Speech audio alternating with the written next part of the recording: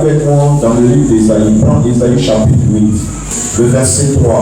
Ésaïe était prophète, sa femme était prophétesse. Mais la bénédiction que nous dit encore ce passage, c'est que non seulement elle était prophétesse, mais elle était féconde. Alléluia. Tu vas prier ce soir. Quand la Bible parle de prophétesse et puis on met un accent là-dessus, ça veut dire que sa femme était remplie du Saint-Esprit. Sa femme était attachée à Dieu et à la parole de Dieu. Sa femme pouvait interpréter les songes, sa femme pouvait prophétiser. Je veux que chaque homme prie pour sa femme ce soir et que chaque femme prie pour son mari. Si tu es une femme, prie que Dieu donne le Saint-Esprit à ton mari. Ne le vois pas comme le diable. Ne passe pas ton temps à l'accuser. C'est un homme qui sort, qui va travailler pour apporter à manger à la maison. Souvent, il est sous pression, il est fatigué, il est bousculé par la journée. La femme aussi, quand elle est chrétienne, on a besoin que la femme ait la sagesse de Dieu, qu'elle soit remplie de l'Esprit de Dieu, que ce soit une femme qui craint Dieu, une femme qui est une couverture pour sa maison et une femme féconde dans la maison de son mari. C'est ma prière ce soir pour chaque couple. Demain c'est le samedi, dimanche, tout le monde entier célèbre la Pâque. Donc on va prier. Peut-être que tu as des filles qui sont mariées et qui ne font pas d'enfants à leur mari. Les maris sont déçus et sont brisés. Peut-être que toi tu es poli, mais ta fille ne connaît pas Dieu. Dans le foyer, elle sème le désordre. Elle met des parades. Elle voit tout le monde comme sorcier, sorcière. Souvent c'est les belles-mères qu'on voit toujours comme des problèmes, comme des sorcières. Quand ta fille pense comme ça, elle a des problèmes. Ça veut dire que ton éducation chrétienne n'a pas porté fruit. Alléluia. Tu vas prier. Tu vas prier, tu vas te tenir debout. C'est mon premier sujet. Tu vas prier pour ton mari. Tu vas prier pour ta femme. Tu vas prier pour sa fécondité. Tu vas prier pour la bénédiction dans la maison. Prions ensemble, chacun prie pour sa maison. Prie pour tes filles. Peut-être que ta fille ne va pas, là c'est encore un gros problème.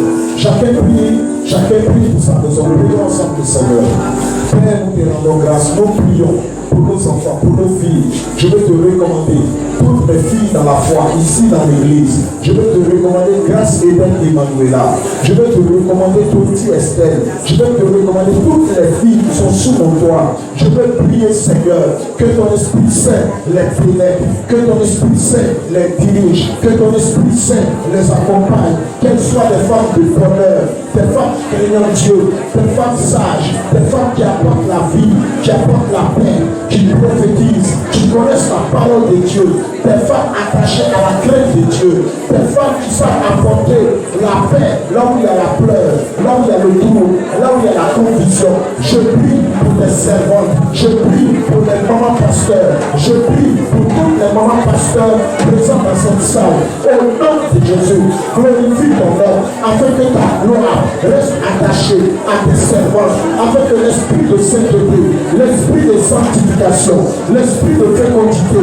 l'esprit de paix, de bonheur, Seigneur, émane d'elle, au nom de Jésus-Christ, au nom de Jésus-Christ, au nom de Jésus-Christ, au nom de Jésus-Christ, de tous les hommes qui sont dans la salle, tous ceux qui vivent avec moi, ces jeunes qui sont en train de grandir auprès de moi, Seigneur, sois touché par le Saint-Esprit, sois transformé par ton esprit, par l'esprit de paix, par l'esprit de Dieu, par l'esprit du Dieu vivant, que la crainte de Dieu reste attachée à chaque personne, que la paix, la puissance, le règne de Dieu reste attaché à chacun. Merci Éternel, merci roi de gloire, au nom puissant de Jésus-Christ. Alléluia. Nous lisons maintenant Ésaïe chapitre 8, le verset 12. Ésaïe 8, le verset 12. N'appelez pas conspiration tout ce que ce peuple appelle conspiration. N'ayez aucune crainte et ne soyez pas troublés. Quand tu es un enfant de Dieu, l'ennemi peut s'élever.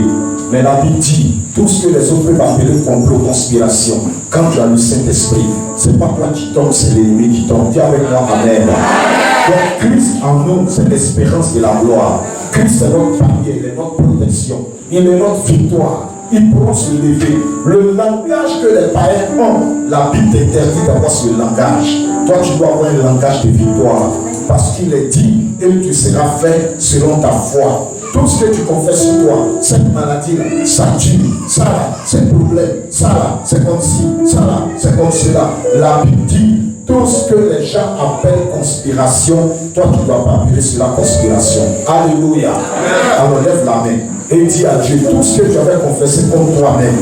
Souvent c'est toi-même qui dis, moi là j'ai pas la chance. Moi là, j'ai pas bonheur. Moi là, ça ne marche pas. Tu as déjà dit ces paroles. Plusieurs fois sur ta vie, l'ennemi s'est saisi de ces paroles.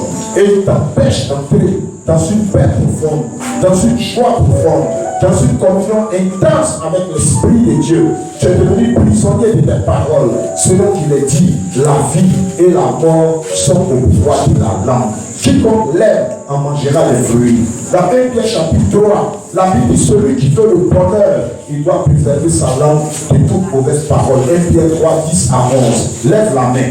Toutes les paroles que tu avais dites, toutes les paroles, j'ai pas l'argent, je ne peux pas me marier, je ne peux pas bâtir la maison, je n'ai pas assez. Et aujourd'hui, l'argent t'échappe, le mariage t'échappe, la bénédiction t'échappe. Demande pardon à Dieu, renverse ces paroles et déclare que toi, tu es béni. Commence à confesser ta bénédiction. Commence à déclarer ton élévation. Commence à déclarer que tu es positionné. Tu es en haut, tu n'es pas en bas. Tu es la tête, tu n'es pas la queue. Tu es levé, tu n'es pas dans la poussière. Parce que ton Dieu est avec toi. Prie ce soir. Prie ce soir. Refuse les mauvaises paroles, les mauvaises pensées, les pensées de célibat, les pensées de mort, les pensées de maladie, les pensées d'accident, les pensées de ce que tu vas échouer. Toutes les pensées qui te font peur, qui t'empêchent d'entrer dans une entreprise, d'entreprendre quelque chose, de commencer une affaire, tu vas renverser ces pensées et tu vas saisir ta bénédiction. Tu vas saisir la grâce de Dieu sur ta vie. Prions ensemble, Seigneur. Je ne mourrai pas, je ne resterai pas célibataire. La pauvreté n'est pas mon partage. Refuse cela.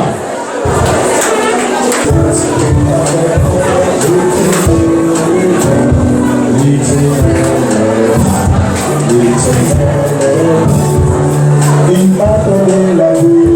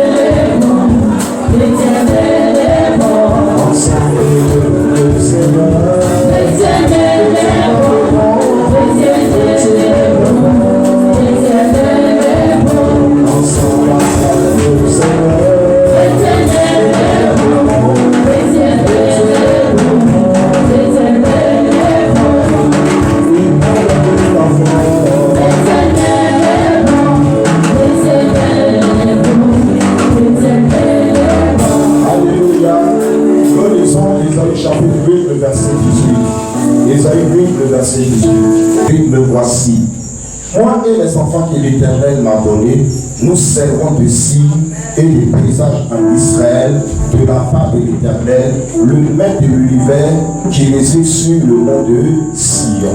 Alléluia. Et dit, moi et les enfants que Dieu m'a donnés, nous servons de signes. Donc toi et tes enfants, normalement, vous devez être distingués. On ne doit pas attendre que ton enfant est resté vagabond, ce n'est pas normal. S'il n'y a pas place à la fonction publique, il doit devenir un opérateur économique. On voit les gens comme Samy Méry qui sont opérateurs économiques, à qui Dieu a donné la quota. Alléluia. Nous voyons des gens comme Dani Prince qui sont des opérateurs économiques. Alléluia. Ici à la quota, tes enfants peuvent avoir des grandes plantations. Tes enfants peuvent avoir des camions, des cars. Si des gens comme Rabé ont des cars, ce sont des personnes de la même nature que nous. C'est Dieu qui donne la bénédiction. C'est celui qui se lève, qui s'engage, que Dieu élève. Il dit, les enfants doivent servir ici en Israël. Et mieux dit des présages, ça veut dire que les enfants doivent servir de miracles. Quand on regarde tes enfants, on doit avoir le miracle de Dieu. Dis avec moi, Amen. Regardez un peu la vie d'Isaïe comme elle est bénie. Dieu lui a parlé. Quand vous lisez tout, ses amis sont des gens qui craignent Dieu. Deuxièmement, sa femme est convertie. Et Il dit sa femme est prophétesse. Troisièmement, il dit les enfants que Dieu lui a donnés, ces enfants doivent servir des signes. Ces enfants doivent être des indicateurs. Dans le sens, ce sont les enfants d'Isaïe. Alléluia. Je veux que tu pries pour tes enfants. Oui, je veux que tu pries pour tes enfants. Nous servons tous le même Dieu qui ne fait exception de personne. Tu vois les enfants de tes frères et de tes soeurs qui percent. Et puis tes enfants, excuse-moi, souvent dit que tes enfants sont des voleurs, sont des brouteurs. À cause de tes enfants, toi-même quand tu te laves, si touche-les dehors, tu vas avec la clé. Parce que l'enfant va faire tomber la maison. Un enfant qui voit les semblables d'un destructeur selon la Bible, il détruit. Il détruit. Il détruit. On dit la sagesse est comme une âme de guerre, mais un seul péché détruit beaucoup de biens. Donc il peut t'empêcher de payer terrain, de réaliser. Tu peux économiser 1 million puis ça disparaît. Ton sorcier n'est plus loin, c'est dans ton propre sang. C'est quoi tu dois prier? Que tes enfants se convertissent. Tes enfants ne doivent pas être parmi les drogués. Tes enfants ne doivent pas être parmi les homosexuels. Tes enfants ne doivent pas être des serviteurs de Satan. Tes enfants, ils doivent servir Dieu. Ils doivent être un modèle. Ils doivent être ta couronne, ton honneur, l'orgueil de ta vie. Pour dire oui, pour mes enfants, j'ai dépensé, voici ce que Dieu a fait. Alléluia. Alléluia. Alléluia. Alléluia. Il faut que tes enfants, quand tu veux, tu n'as plus de force, ils viennent. Et puis ils sont ton cerveau, ils mettent dans ta bouche. Ils t'apprennent, ils t'aident à aller de l'avant. Ce sont dit tu as fait enfant. Dans la Bible, on parle d'avorton. Un avorton, c'est comme quelqu'un qui n'a pas réussi. Tu as fait un enfant, et puis on dit, c'est vrai que tu as mis des gens au monde, mais on dirait des animaux, des bêtes. En français, bon, là, on dit, tu as fait tes avortons. On dit ça là, c'est un échec. Alléluia. Mais je déclare qu'il n'y aura pas d'avorton parmi tes enfants. Il n'y aura pas d'échec parmi tes enfants. Alléluia. Alors prions pour nos enfants. Si tu aimes tes enfants, lève la main vers Dieu pour eux. Lève la main. Que Dieu leur donne une discipline. Dieu touche leur cœur. Que tes enfants soient éduqués, polis, propres, craignant Dieu, aimant la prière, respectant les personnes âgées. Prie pour tes enfants.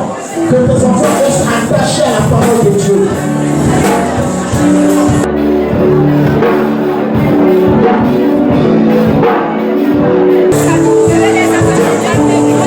Ah, si Dieu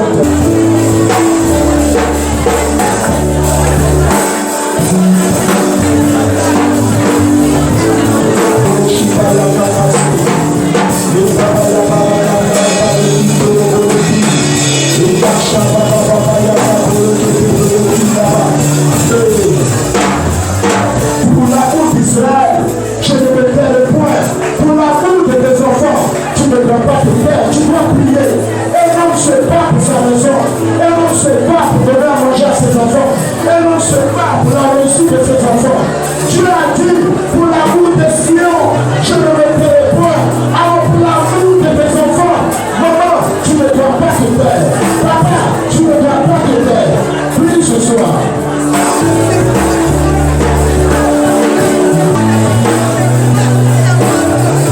Je vais te demander quelque chose.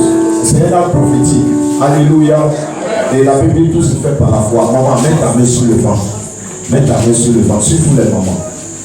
Tu vas te souvenir de tes enfants.